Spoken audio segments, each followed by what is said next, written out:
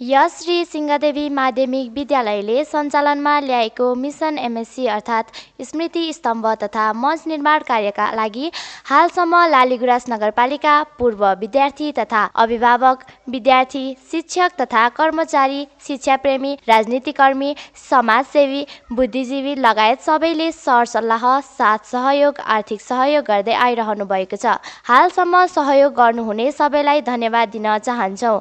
स्मृति स्तम्भमा शिलालेख कार्य सुरु भइसकेको हुँदा सहयोग गर्न चाहनुहुने महानुभावहरूमा यही मङ्सिर मसान्तभित्र आर्थिक सहयोग गरी आफ्नो स्थान सुरक्षित राख्नु न अनुरोध छ।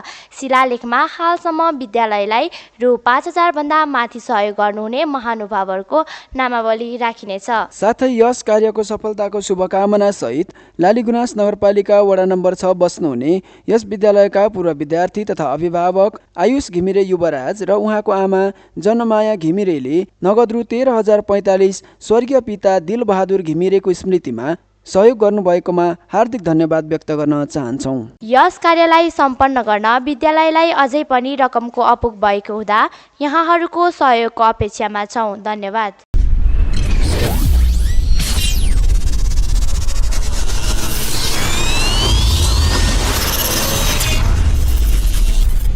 मिसन एमएससी मञ्च तथा स्तम्भ निर्माण।